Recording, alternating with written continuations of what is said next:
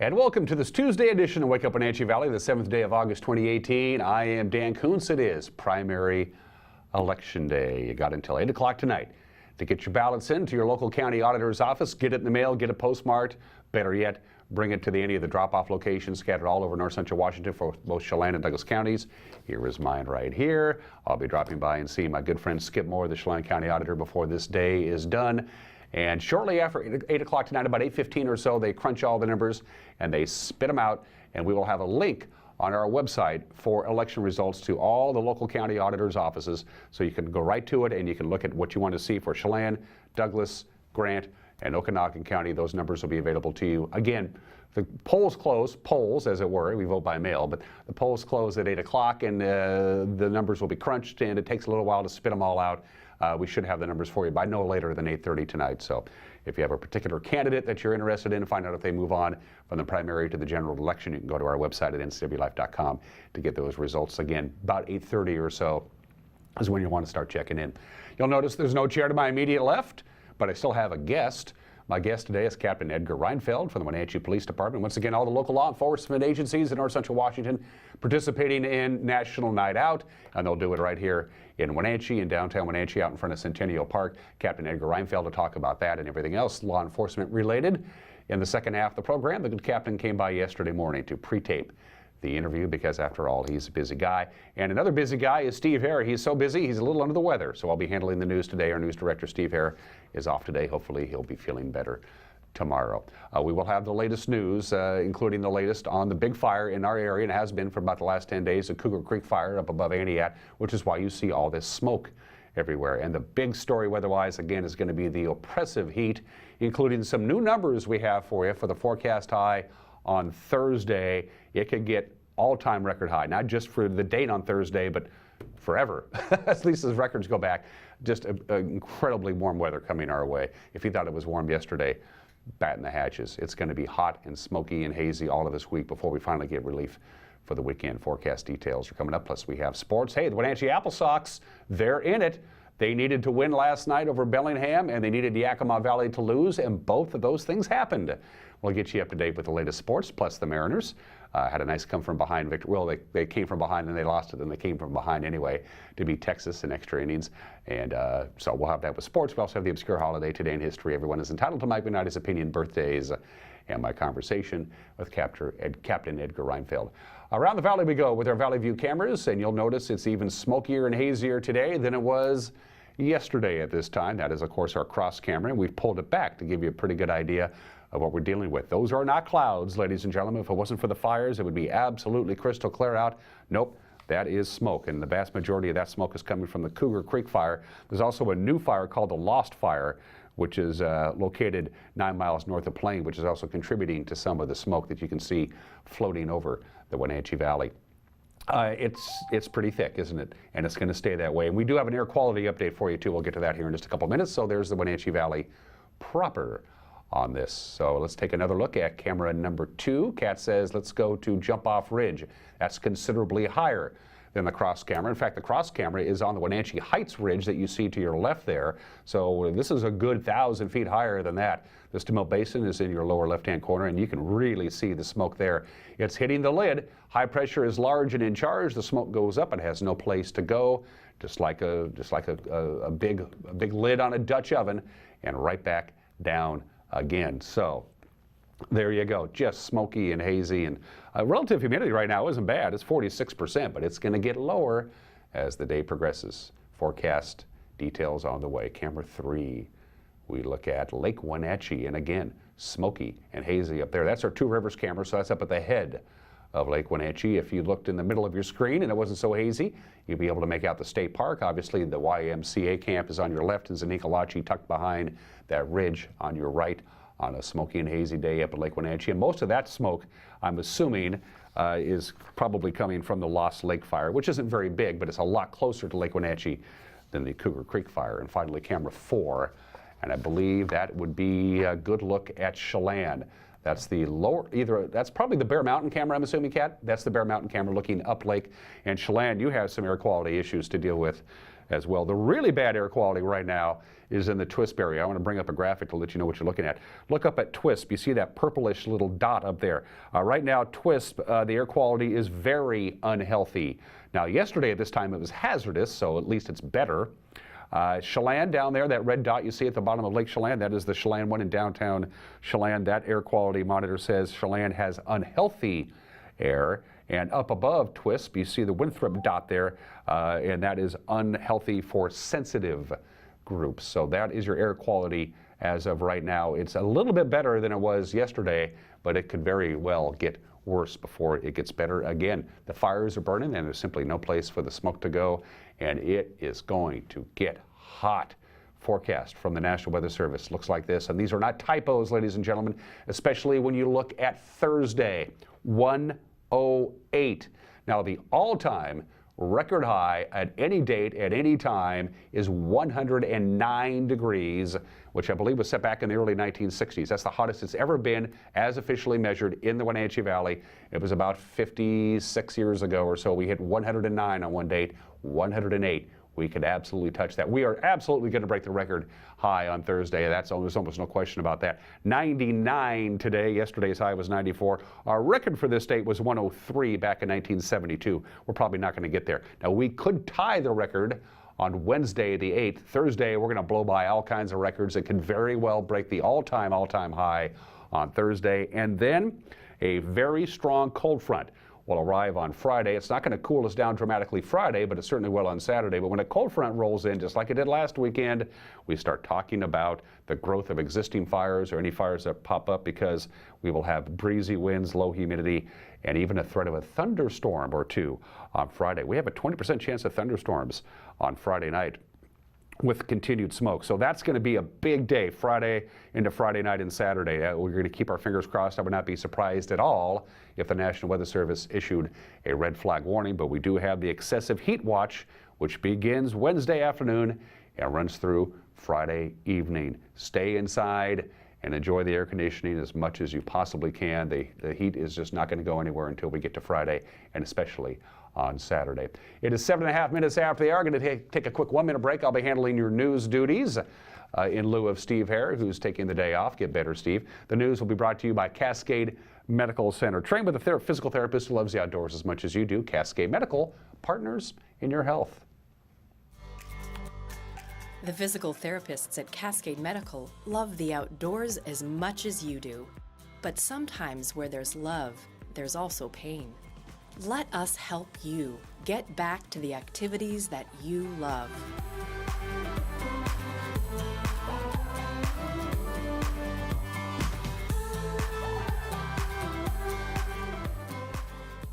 Cascade Medical, partners in your health.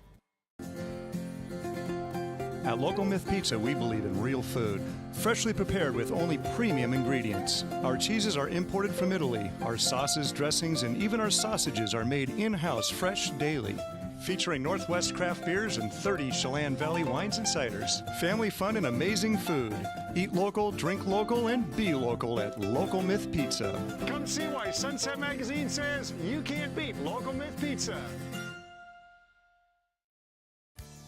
And now it's time for your local news update with Steve Hare. 9 minutes after the hour, 68 degrees outside of our studios in downtown Wenatchee. 99 our high today, triple digits coming your way Wednesday, Thursday, and Friday. Steve Hare is off today. I'm handling your news, and we'll start out with your latest update on the Cougar Creek fire. And here's your latest information there. The fire grew slowly yesterday, and with advantageous weather conditions, firefighters intentionally burned vegetation near spot fires west of the Tyee Lookout in order to add protection to the wildfire edge. Air operations dropped water near these spot fires as well. Crews working on reopening Forest Service Road 5700. That will allow better access and opportunities for a more direct attack on the Cougar Creek fire, which has been burning for about 2 weeks now up the Aniet drainage. And we have a new fire. It is called the Lost Fire. It was reported Sunday afternoon about 4 miles northwest of Maverick Peak, 9 miles north of Plain. The Lost Fire, less than 50 acres, likely started from a lightning strike from several days ago. Firefighters conducted initial attack and air tankers dropped fire retardant around it. 16 smoke jumpers will assess the fire. They'll take suppression action if it's safe to do so, and they'll provide intelligence to fire managers to develop a strategy. Firefighters and air operations will take advantage of today's weather to continue progress and a more aggressive attack on the fire. Again, this is the Lost Lake Fire north of Plain. The timing is important, as I mentioned before during the weather forecast. It's going to be hot and dry for the rest of this week, and then Friday, as a cold front comes in, we have an increasing chance of thunderstorms and certainly breezy conditions. So the next couple of days critical for firefighting efforts for all the fires around north central Washington. Well, 2 men were injured in a robbery Sunday night in South Wenatchee by a man with a knife. Chelan County Under Sheriff Jason Matthews says the incident occurred near the intersection of South Wenatchee Avenue and the Malaga-Alcoa Highway south of Boudry Street Sunday night about 10 o'clock. The 2 victims were working on their disabled vehicle when they were approached by a lone male subject. Now, according to Matthews, the suspect grabbed one of the victims from behind, placed a knife to their throat, and demanded money. After not getting any money, the suspect released the one victim and struck the other victim in the face with an unknown object, quite possibly the handle of the knife. The suspect fled on foot, and the 2 victims were treated and released at Central Washington Hospital. Despite a search with a sheriff canine, the suspect is still at large. He's described as 5 feet 10 inches, medium to thin build, a shoulder-length dark hair, 4 to 6 inch long full beard, a tattoo on the right side of his neck, wearing a long sleeve jacket and long pants, and looking tattered, possibly from living outdoors. Anybody with information should contact the Chelan County Sheriff's Office, their tip line, and that number is 667-6845, 667-6845. Well, a Chelan County Sheriff's deputy who recently won a $500,000 judgment against her employer is now filing as a candidate to defeat Sheriff Brian Burnett. Jennifer Tyler has filed to run as a write-in candidate on the November general election ballot. Tyler was awarded over $500,000 in her wrongful termination lawsuit against the then sheriff of Chelan County, Mike Harum. She was reinstated, but says she is still being retaliated against by the sheriff's office. The lawsuit did not change the behavior that I was having to work under and the conditions I was having to work under, and the idea of being able to be the sheriff means that I don't have to do it for 4 more years.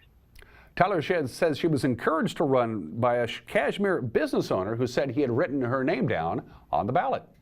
When I was terminated in 2010, it was heartbreaking when I got home that I didn't have one phone call. And so one person supporting me mattered, and I wanted it to count. Now, in order for Tyler to qualify for the general election, the 43-year-old deputy would have to receive at least 1% of the total vote in today's primary. Sheriff Burnett reacted to Tyler's candidacy, saying that she has the right to run, but he denied her allegations of retaliation. Well, the unemployment rate in the Wenatchee area for June, once again a record setter, 3.9% unemployment rate for June. That's the lowest reading for the month since they switched to electronic rating back in 1990. It is 0.4% lower than the same time last year. Washington State Regional Labor economist Don Messick provided the report and said 1,204 more people also joined the workforce in June compared to June of last year. 184 fewer people unemployed in June, which is a 6.3% drop. Construction jobs, once again, saw a big jump in June. They added 300 jobs in construction compared to last June. That's an increase of over 10%. Well, at a special Chelan County PUD cryptocurrency moratorium public hearing that was held yesterday at the Confluence Technology Center in Wenatchee, the public once again had the opportunity to express their support or their concerns regarding cryptocurrency, mining, script mining, and blockchain. Malachi Salcido, founder of Salcido Enterprises, one of the leading cryptocurrency mining operations in this country, echoed many small miner comments concerning the PUD's possible implementation of variable power rates for cryptocurrency miners. As a relatively large user and hoping to expand inside the county, very comfortable with capital costs as long as I know what they are up front so I can make a wise business decision. I think for myself and other similar customers, it's really important to, one, know what my energy rate's going to be, my operating cost, electricity rate, and also that it remain relatively stable. So that's very important for me when I make a long-term business decision. I can absorb a capital cost to build out infrastructure, but I need to know what my operating cost is going to be, and it needs to stay relatively stable. To that point, I would request that the commissioners seriously consider not applying new rates to existing loads. Others at yesterday's public hearing think Bitcoin mining is a waste of precious resources. All these people are wanting more energy, more electricity, and they are piggybacking on precious water. There's no plans in this PUD for any kind of renewable energies, which would, I think, be a much better investment than building more substations for huge energy consumers. I'm concerned that as we move into the future, we're not looking to be a resilient community. Emergencies are happening all over our world, and we're being blind to them and listening to people say, I have this little operation and I want to be able to make this money and let me use your power. I beg you to look at the resiliency of where the future of the world is going and think about where you want to put your investment, where you want to put your energy in order to take care of your customers. The Chelan PUD put a moratorium on Bitcoin mining back on March 19th, and they're expected to hold further discussions and a possible decision regarding cryptocurrency at their next meeting, which will be on August 20th. And that is your news, live here from Studio 3 in downtown Wenatchee at just about 17 minutes after the hour. I'm Dan Kuntz. Don't forget Captain Edgar Reinfeld, my guest on this program. A little bit later on, we'll talk about National Night Out and the National Night Out activities happening in downtown Wenatchee. Later on today, I believe it's from 6 to 7:30. That conversation is on the way. A reminder, the news is available to you on demand by going to our website at ncwlife.com. ncwlife.com is our website. While you're there, fish around, look around. It's a good little website. We're quite proud of it. And we archive all of our newscasts. We archive all of our locally produced programs. So if you missed a program and you want to watch it again, or you missed last night's news and you want to watch it, you can just go to our Watch Now icon, and it's right there. Also, the latest news as we populate our website throughout the course of the day. We also invite you to go to our Facebook page and check that out on a regular basis. We'd love to hear from you that way. In fact, we try to make it as easy as possible for you, our viewers, to get a hold of us. If you think there's a story out there that needs following, or maybe whatever the case may be, if you think there's something out there that warrants our attention, we'd love to hear from you. There's any number of ways for you to do it. You can private message us on our Facebook page. That's an easy way to do it. If you email us news@ncwlife.com, the whole staff gets that, so we can always follow up on that. You can go to our website and click on the Contact Us button. You have two options there. You can submit a news tip, or you can simply contact us, fill out the form, and we'll get it. Or just pick up the telephone and give us a call. You see the number on your screen, 888-NCWL, 888-6295 is our telephone number. We'd love to hear from you. It is 18 minutes after the hour, 68 degrees, hot one today, almost 100, and then into the triple digits we go, including a possible all-time record breaker on Thursday. The forecast high for Thursday, 108. I'm no expert, but that's hot. We'll touch on the weather forecast one more time before we wrap up the show at 8 o'clock. In the meantime, we're going to take a break. When we come back, sports, the obscure holiday, today in history, birthdays, and everyone is entitled to Mike McNalty's opinion. You're watching Wake Up Wenatchee Valley live from Studio 15 in downtown Wenatchee on the NCW Life channel.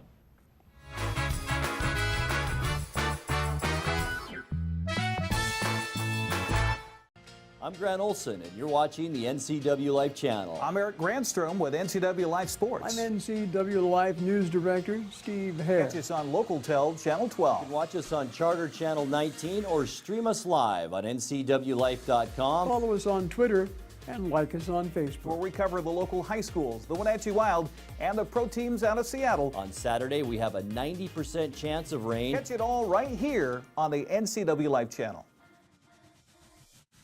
I have a doctor who knows what they're talking about. It's just so much more hands-on and friendly than anywhere else I've ever been. It's really great to walk into somewhere where you feel welcomed and you feel accepted. We've just been grateful for the care and respect that we've been given there. And here when I come to visit my doctor, I'm not afraid to ask questions. It's not just about getting you in and out. I love my care at CVCH. It's awesome. Give it a try.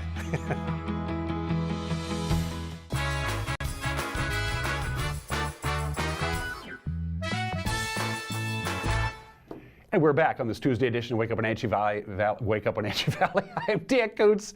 Sports. Well, the Wenatchee Apple Sox, their playoff hopes are very much alive. A 7-4 victory over Kelowna last night. In the meantime, Yakima Valley lost to Corvallis 9-5. That's all good news for Wenatchee. The runs came in bunches. A 3-run third and a 4-run seventh inning. Kelowna climbed back into the game. They scored a run in the seventh and a run in the eighth. That made it 7-4 going into the ninth. The Falcons brought the tying run to the plate with 2 on and 1 out in the final frame, but Tyler Chipman induced a 6-4-3 double play to end the game. The win pushes Wenatchee closer to clinching a postseason berth. Now, they need to still win their last 2 at Kelowna, and the Yakima Valley still has to lose one of their final 2 at Corvallis. So, to the Les Schwab scoreboard for the rest of the West Coast League from yesterday. Corvallis' Zach Taylor and Trace Tamaro hit RBI doubles in a 3-run 6th inning, and they beat Yakima Valley 9-5. Taylor also hit his 3rd home run of the season. Zach Heaton and 2 relievers combined on a 5-hit shutout of Cowlitz. Walla Walla won 13-0. 6 of the 9 men in the lineup for the Swedes had at least 2 hits on the night. And Rowdy Jordan, that's a great baseball name, Rowdy Jordan. He was 2 for 3 with a couple of RBIs to lead Victoria to a 4-2 win over Portland. So all eyes in Kelowna and Corvallis tonight on the West Coast League schedule. You see it on your screen. The Knights will host the Pippins beginning at 6 o'clock. The Apple Sox and the Falcons will start at 6:35. That's also the same start time for Walla Walla at Cowlitz, and Portland is at Victoria. Let's take you down to Alabama, where the Wenatchee 12U baseball team begins pool play tonight at the Cal Ripken World Series. It's in Phoenix City, Alabama. Wenatchee represents the Pacific Northwest. They take on Pacific Southwest today at 5 o'clock our time. The winner will advance to face the Virginia State champs. That's tomorrow at 5 o'clock. In the semifinals, the loser drops down to the iron bracket and will play against the winner of Ohio Valley and Middle Atlantic tomorrow at 5:30. Go team go. Congratulations to Kashmir graduate Peyton Wagner. Peyton and her playing partner won the doubles title in Seattle at the Washington State Open. It was at the Seattle Tennis Club. For their efforts, Peyton and her partner Chloe Goyette split a check for $2,000. Wagner getting ready for her 2nd year playing tennis at the University of Oregon. Go Ducks. Congratulations to Peyton. Nicely done. Well, the Mariners squandered a 3-0 lead, but they came back to win it in the 12th at Texas. The final there was 4-3. As you see, Mike Zunino's solo home run gave Seattle a 1-0 lead. That was in the 4th. The M's had added 2 more in the 6th off an RBI base hit by Cameron Mabin, and then Mabin scored on D. Gordon's base hit. Seattle starter Wade LeBlanc was relieved with 1 out in the 7th, but then the bullpen kind of faltered. They allowed 3 runs to the Rangers. That tied the game at 3 apiece. And finally, Ryan Healy's RBI base hit in the 12th scored Mitch Haniger with the go-ahead run. Edwin Diaz, he allowed 2 runners to reach base in the bottom of the 12th inning, but then he got the final out for his 42nd save of the year. Seattle and Texas play a Geritol game today. Eric wrote this in Arlington because Felix Hernandez is 32 years old, and that's old for a Major League pitcher, but he takes on Bartolo Colon, who's 45 years old. First pitch is at 5:05. And finally, in the American League West Monday, here are your finals. As you can see, L.A., Los Angeles defeats Detroit. The final there was 6-2. Marvin Gonzalez crushing a 3-run home run in the top of the 9th inning. That led Houston to a come-from-behind victory over San Francisco, 3-1. And the red-hot Oakland A's caught no ground because they didn't play. That's sports.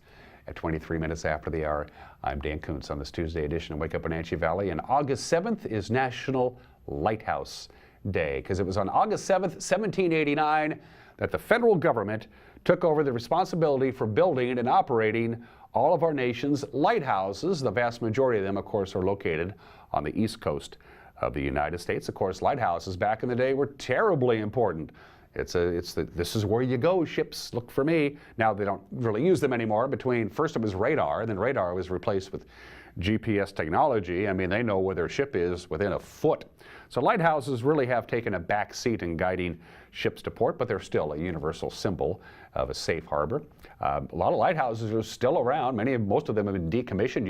You can rent a lighthouse for a couple of days and stay with one in your family. So yes, they are becoming less and less important, but they're still pretty cool. Who's kidding who? And of course, if you're anywhere near a coast, go visit a lighthouse today on this National Lighthouse Day. They are pretty spectacular. They're pretty cool. It is 25 minutes after the hour.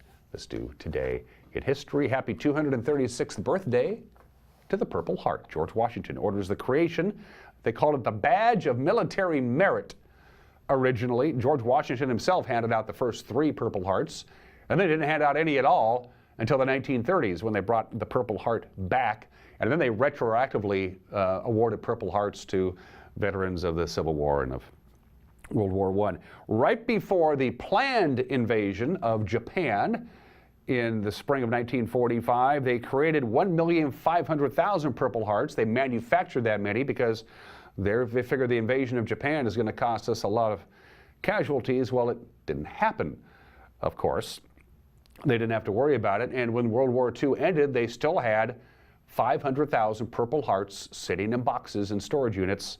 And so since then, since World War II, almost every Purple Heart that has been handed out during the Korean conflict, during the Vietnam War, during the Gulf War, during the International War on Terror, during the Afghani War, almost every Purple Heart that's been handed out over the last 70 years were the Purple Hearts that were manufactured in the spring of 1945. They estimate they still have about 100,000 Purple Hearts in storage and in stock. Hopefully they won't have to hand out many of those. The Purple Heart came into being 236 years ago today. Speaking of the Vietnam War, on this date in 1964, the United States declared war on North Vietnam without actually declaring war on North Vietnam. We don't do that anymore.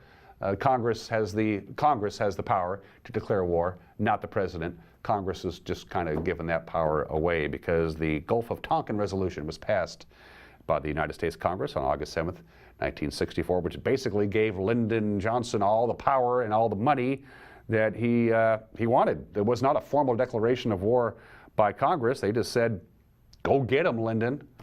And the Vietnam War, in many respects, started on this date 54 years ago today. We still haven't declared a war. Last time we declared war was World War II. We've been in a bunch of conflicts since then. Congress doesn't do it anymore. And 44 years ago today, August 7th, 1974, Philippe Petit did that. That's not photoshopped. He performed a high-wire act between the Twin Towers of the World Trade Center, a quarter of a mile above the street level. He planned this for 6 years. He and his buddies, lots of subterfuge. They had to get up to the roof. They had to figure out how to do it. They pretended they were construction workers. They pretended they were reporters. They did all kinds of different things to plan for this big stunt on the morning of August 7th, 1974. The night before, they spent the night up on the roof of the World Trade Center, and in the early morning hours, they strung it. He was up there for about 45 minutes until the police finally convinced him to come down. What really made him come down was it started to rain. Can you imagine doing that? It was a huge thing back then in 1974. And finally, at 27 minutes after the hour, birthdays. Alfalfa, Carl Switzer, the most popular, most well-known of the Our Gang comedy kids. Hal Roach series of shorts from back in the 1930s. Carl Switzer played the role of Alfalfa on Our Gang. He was born in the state of 1927, shot to death in a dispute over money at the age of 31. In 1959, he played Donna Reed's boyfriend in It's a Wonderful Life. But once the Our Gang comedies came to an end, his life kind of went downhill rather rapidly. But Carl Switzer, the most popular member of the Our Gang series, Alfalfa, there he is, was born in the state of 1927. Don Larson is 89 years old today. Of course, his claim to fame, he pitched a perfect game for the New York Yankees against the Brooklyn Dodgers in Game 5 of the 1956 World Series, the only perfect game and the only no-hitter in World Series history. Don Larson is 89 years old today. A number of years ago, he sold all of his baseball memorabilia so he could fund his grandkids' college education. That's cool. Hello, Newman. Wayne Knight is 63 years old today, voted #1 on TV.com's list of the 10 most annoying neighbors. Wayne Knight is 63. Of course, he was also in Jurassic Park, does a lot of voiceover work. Hello, Newman. He says it still happens to him all the time. And happy birthday to Charlize Theron, who's 42 years old today. Not just another pretty face. Devil's Advocate, she was so good in that. Mighty Joe Young. Cider House Rules, and of course the Academy Award for Best Actress for Monster and now North Country. She works when she feels like it and doesn't work when she doesn't feel like it. Born in South Africa, emigrated to the United States, now a United States citizen. Charlize Theron, an outstanding actress, is 42 years old today. 29 minutes after the hour, we're going to take a break. When we come back, everyone is entitled to Mike McKnight's opinion. And then yesterday morning, Captain Edgar Reinfeld from the Wenatchee Police Department dropped by. We always like to talk to the good captain. National Night Out is tonight. And yes, all the local law enforcement agencies are participating. That conversation when we come back. You're watching Wake Up Wenatchee Valley on the NCW Life channel.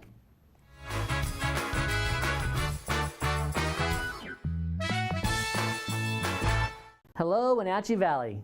Christian Shainman here with Bay Equity Home Loans. Let us make your dream of home ownership a reality. We're here to guide you through the loan process every step of the way. Check out our convenient online application. Bay Equity Home Loans in Wenatchee, your home for loans. Stop on by or give us a call today.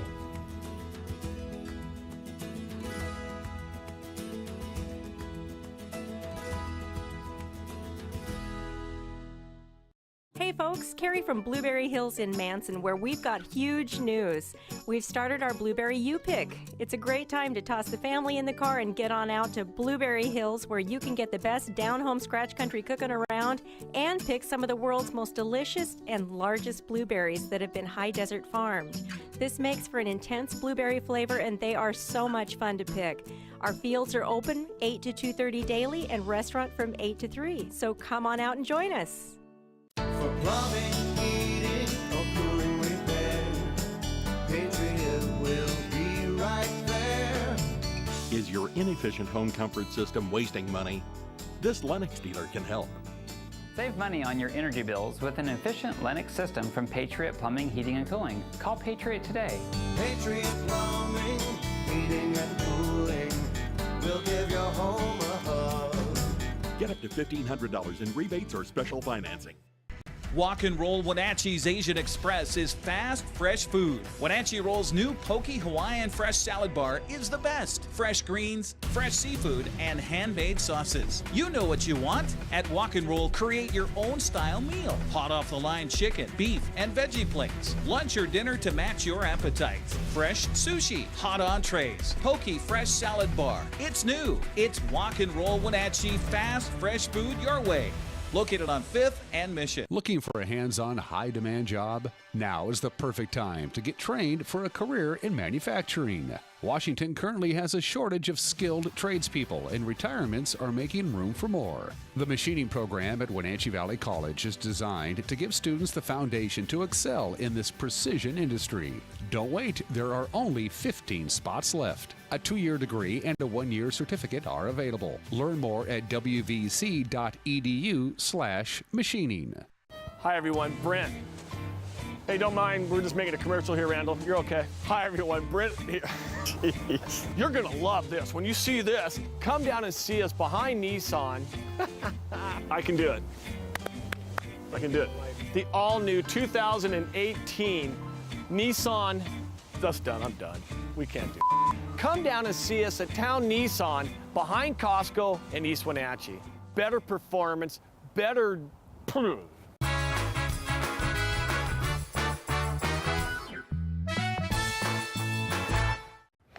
Hey, this is Mike Mad Dog Magnotti, and everybody is entitled to my opinion. Now, I told you about this Amazon Echo thing that I have in my house that my wife and I got. This thing echoes and answers when I talk to it. Well, some of my friends have advised me, they've warned me, don't get this thing because they say that all this Echo Alexa thing is a tool for the government to eavesdrop. Those folks say the CIA or whoever is hacking into our Echoes, our droids, and our iPhones and listening to everything we say. Well, I say that if the government really wants to hear Rosie and I argue about whose turn it is to thaw out some identifiable freezer bag for dinner, well, they're more than welcome to listen if they want to. Hey, this is Mike Mad Dog Magnotti, and that's my opinion.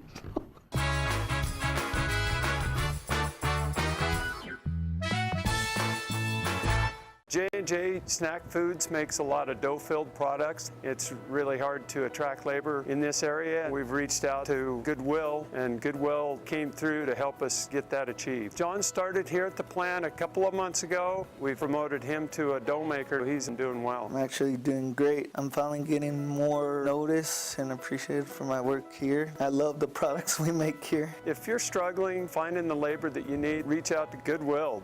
Goodwill, there's more behind the store. Lakeland Mailboxes is a small place with a lot to offer. Job one is shipping and receiving from A to Z. They pack it, they label it, they ship it.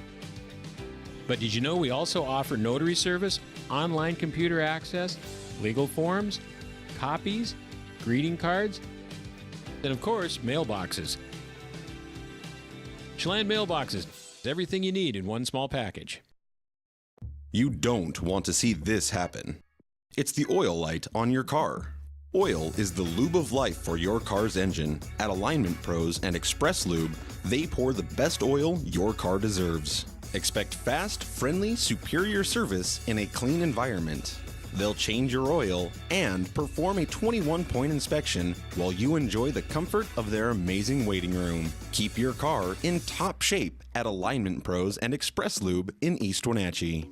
Dear Mary Maids, just got home from a trade show and I didn't have time to pick up the house. Kids made chili. Jeff did a mud run. Oh, and Winston shredded Teddy's bed. Again, please clean it the best you can. Oh, except for the statue Max made for me. Thanks, Abby. Hi, Abby. Clean kitchen, clean bath, clean floor, naughty cat. Poor Teddy. The statue is precious. You should keep it forever. See you next time, Mary Maids.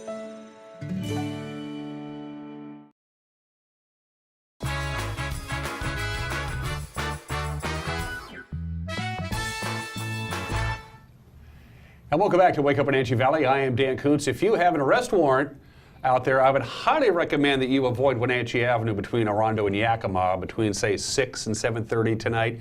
Just a quick PSA, because that place will be crawling with law enforcement officers. It's a big party. It's back again. It's all part of the National Night Out. We're doing it here again locally. And my guest this morning is no stranger to this program. He is the Administrative Bureau Commander of the Wenatchee Police Department, yes. Captain Edgar Reinfeld. How are you? Good, Dan. How are you this morning? Doing good. Can you run these plates for me? Can you? Not quite. Okay. That's all right. I always ask Edgar when he comes on.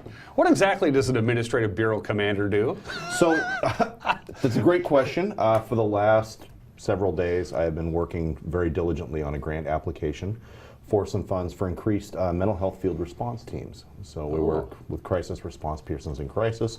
We're trying to add another DMHP or DCR, so a designated mental health professional or designated crisis responder to our area, to our two-county area, through a grant that's come available. And so basically that means over about a week I'll write somewhere around 7,000 words and assemble it into a package of stuff and send it away, and we'll hope for the best. And next Monday we'll be off to Lacey to go stand up in front of a panel and say, this is why in 15 minutes we would like $100,000 from your organization.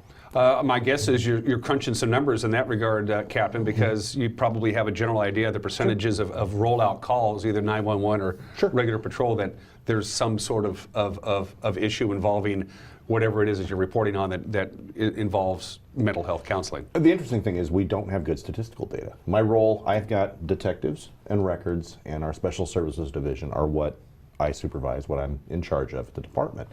And out of all this, you'd think it'd be very easy to track this stuff. Well, mental health conditions are more like medical information. We don't track and keep a hold of that stuff because that's not very nice.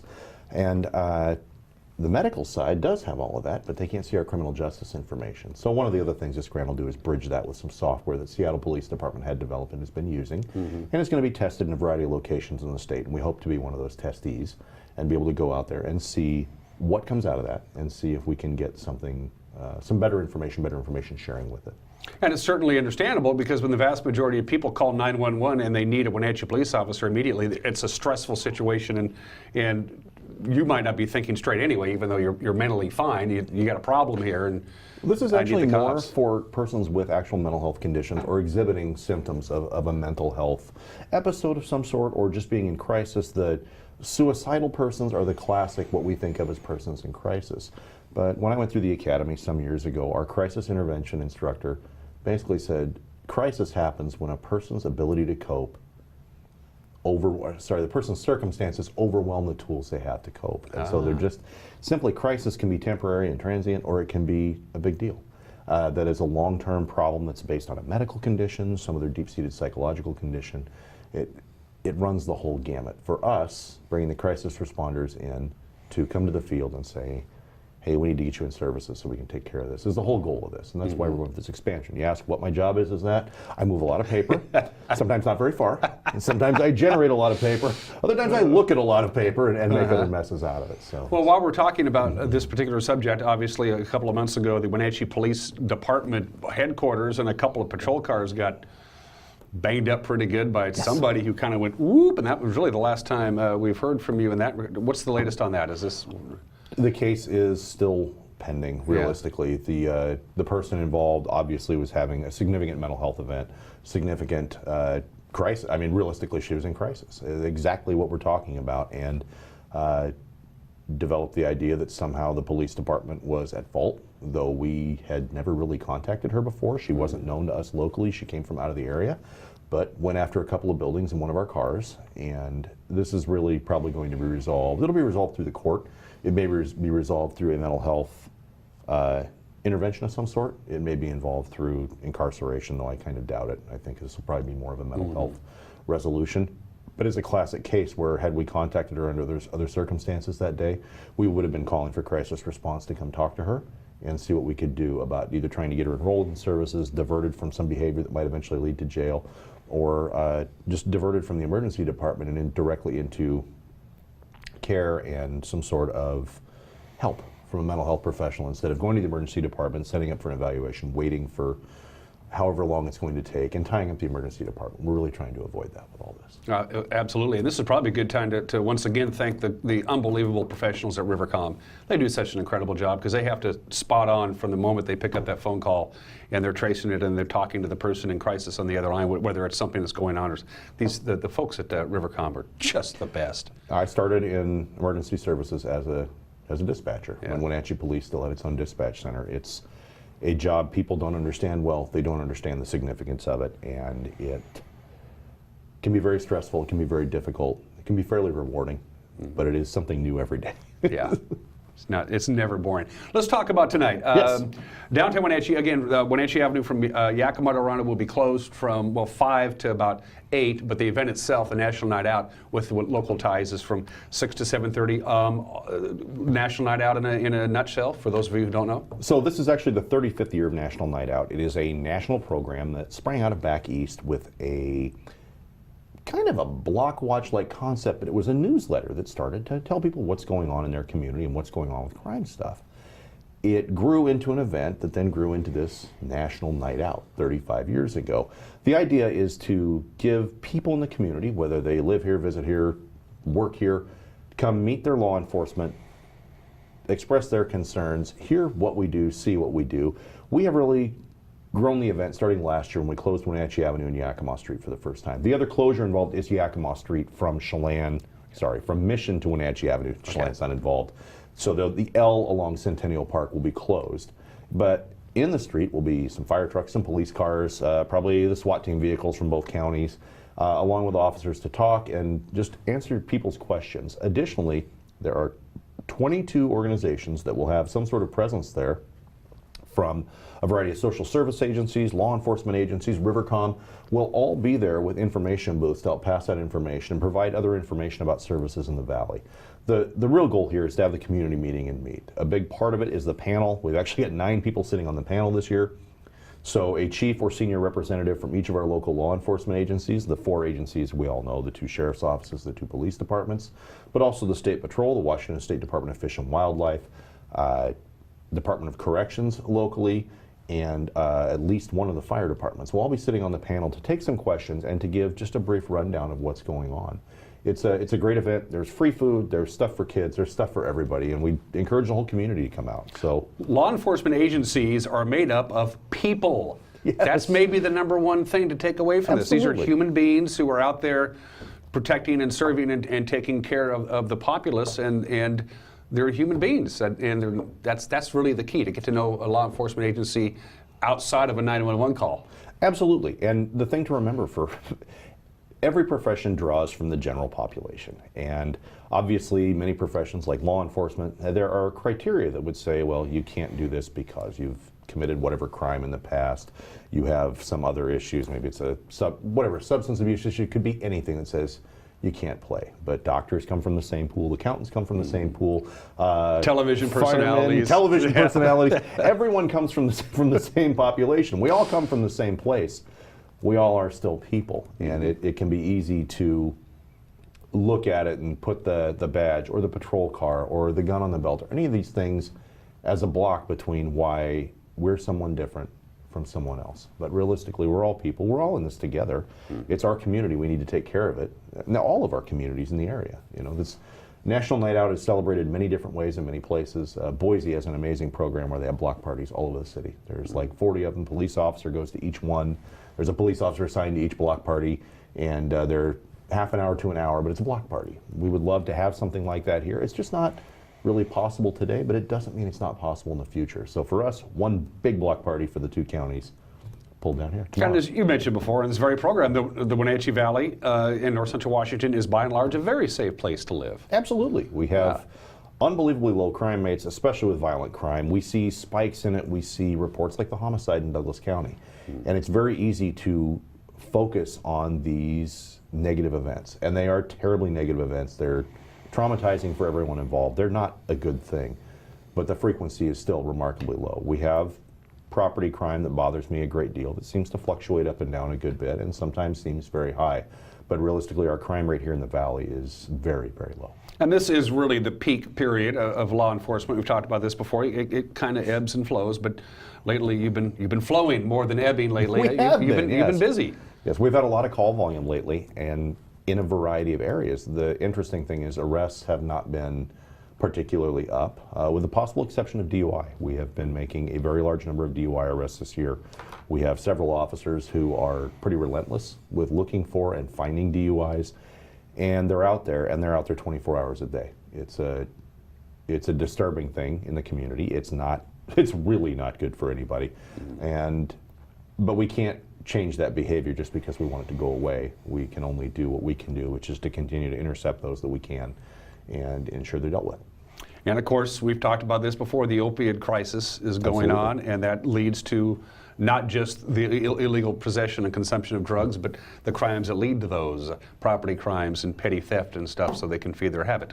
Absolutely, and that is probably a big portion of our property crime issues that we see fluctuating up and down, has to do with our opioid issues. And you could easily say, well, it's regional, it's state, it's national, it's worldwide. It is a terrible new thing that is growing at a rate we don't fully understand anywhere, nor do we have a good idea of how to control it, because it's not just opium poppies leading to the production of heroin, leading to infiltration into places. The commercial manufacture of opioids, the vast proliferation of opioid pharmaceuticals. I mean, there's 100 different ways to get your opiates, and not everyone, many people are using all 100 of them and trying to create new ones every day to find them. For the average Joe Schmo who says, I think my friend Jerry might have a problem, that, everybody's different, but is there some telltale signs that you need to look for a loved one or a friend who they may be heading down the wrong direction?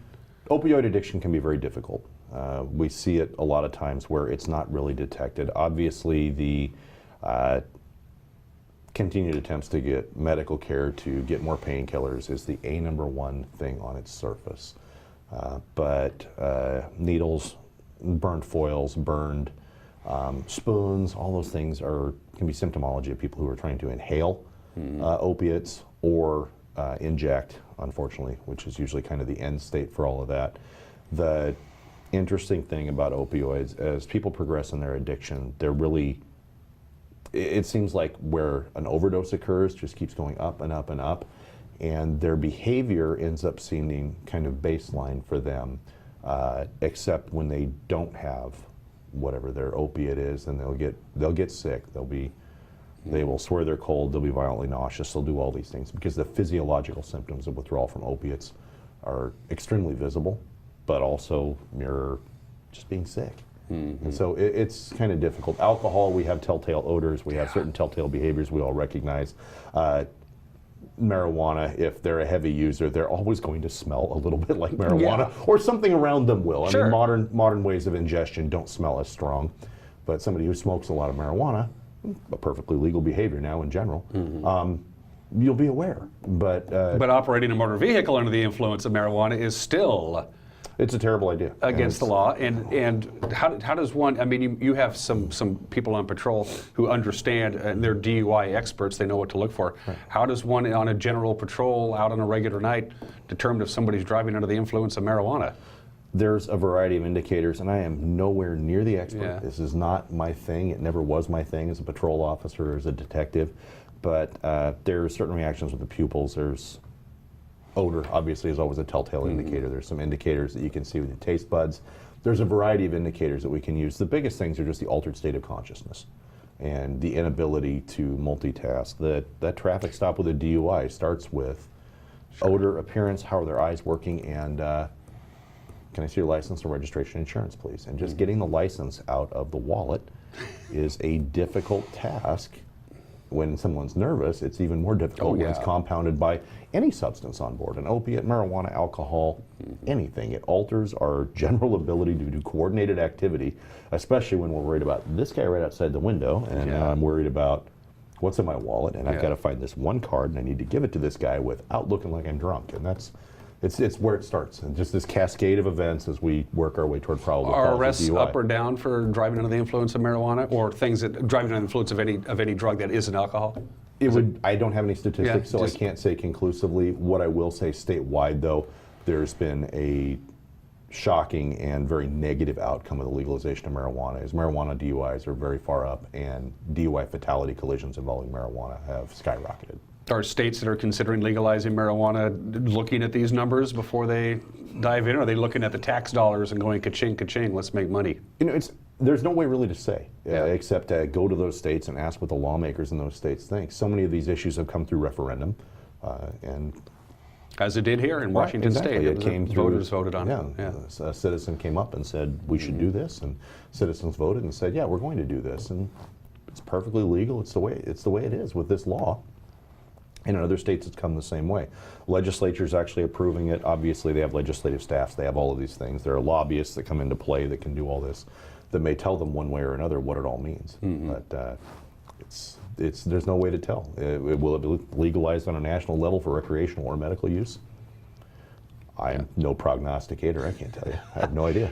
Well, we can't prognosticate. A good time will be had by all tonight.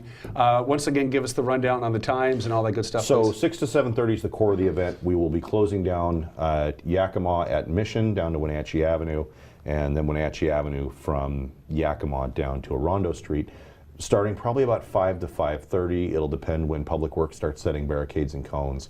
The materials are already stacked out, so it'll go quickly. All that will be torn down by about 8 o'clock. The biggest thing is getting whatever collection of fish and wildlife boats, fire trucks, SWAT vehicles, all that stuff out of the street so that we can clear the way and go back to normal traffic operations. It shouldn't really affect anything, at least not nearly like all the construction that is going on right now. It's a good time in the city that there is some money because the tax revenues are in a good place. We're doing a lot of construction. Please, please, please be patient behind the wheel. Please understand that closing the Wenatchee River Bridge for 3 days is necessary. Closing Western for a week is necessary. And I saw another one the other day that I had no idea about. Closing a chunk of 5th Street is necessary. All these things are necessary to accomplish the work we can get done right now while the weather's good, while the pavement is available from the suppliers, while the concrete's available from suppliers, and we've got to get it done. We had a terrible patrol car accident Saturday where someone turned left into a patrol car, and that patrol car is probably a goner. No one injured, but impatience was a factor in this event with the patrol car, and we asked people, please be patient, especially in the work zones. There's too many lives at risk, not just other drivers, but all the construction workers in the roadway. We'll give Captain Reinfeld the last word on this. What do you want people to take away from tonight for the National Night Out for the local law enforcement, for just the average citizen who's going to show up just out of curiosity? What do you want them to take away from tonight? 5 words. We are here for you. And that's it. We are here for you. We are here for your needs when you call. Sometimes it's not going to come out the way you want, probably, because that's the way things are. But just remember, we are here for you, and Rivercom is your point of access to us. It's great to report things to our Facebook page. It doesn't help because we're not watching it 24 hours a day, 7 days a week. We'll get to it, but you're better off calling Rivercom when you need help, and we're here for you.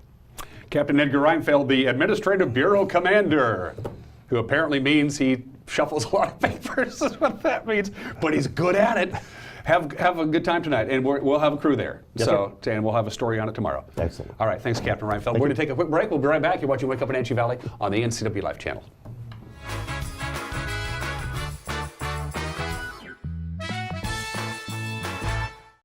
The NCW Life channel is your home for local news, local weather, and events including live local high school sports. Watch inspiring local shows featuring local people. Don't miss Wake Up Wenatchee Valley. Let's learn. Guada TV, Street Talk and Other Stuff, the 12th District, Life with Lisa, and the Arbiter of Stoke. NCW Life Channel is your local TV station. Hey there, Wenatchee. I'm Sean Lee, and I'm inviting you to check out the NCW Movie Guide to keep up on what movies are playing in our town.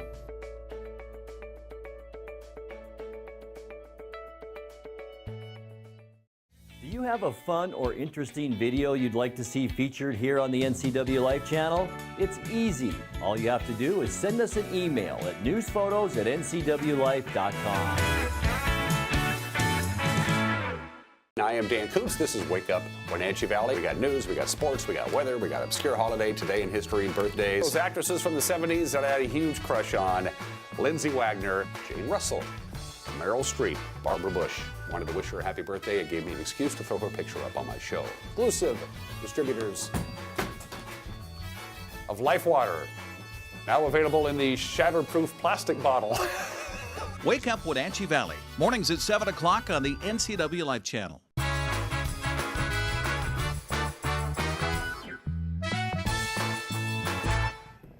And welcome back to this Election Day edition of Wake Up Wenatchee Valley, the 7th day of August 2018. Don't forget to vote. I'll remind you one more time.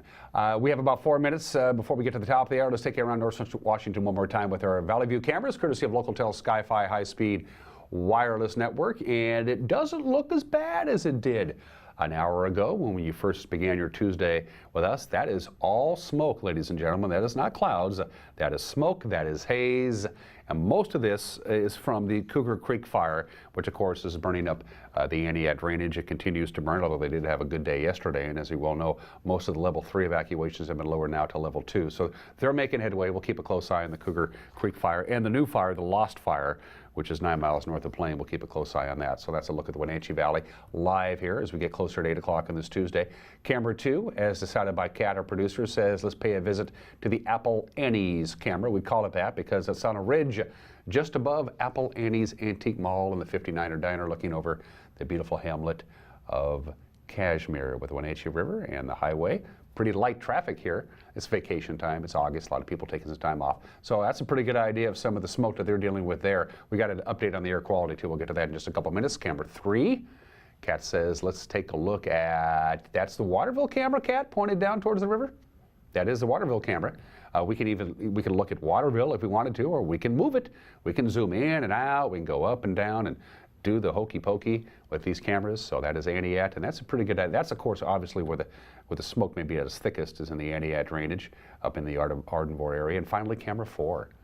We say good morning to, that is the Upper Butte looking down towards Lake Chelan, I want to say. Lower Butte, I'm sorry, looking towards the hamlet of Chelan. And Chelan, you've got some air quality issues as well. The worst air quality right now continues to be TWISP.